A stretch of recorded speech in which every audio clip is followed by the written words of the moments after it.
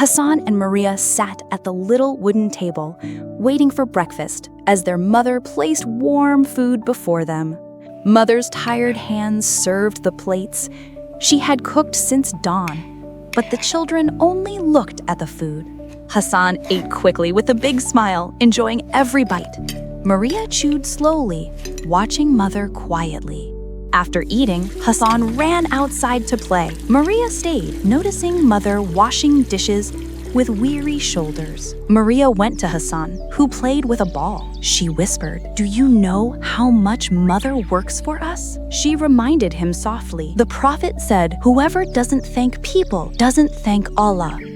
Hasan felt guilty.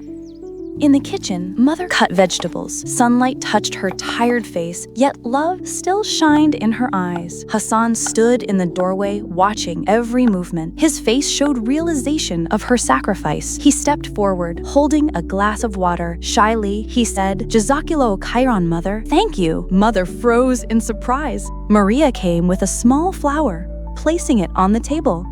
"Mother, your food is the best gift," she said.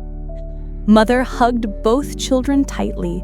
Tears fell, but her heart glowed with happiness and barakah. That evening, Hasan and Maria began their meal saying, "Bismillah," and "Thank you, Mother." She laughed joyfully. After dinner, Hasan washed dishes while Maria wiped the table.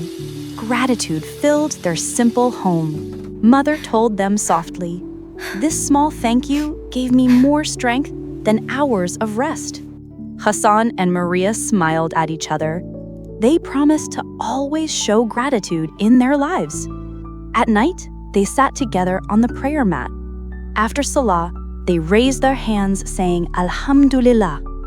As they went to bed, Hasan whispered, "We'll never forget to say thank you." The home glowed with love.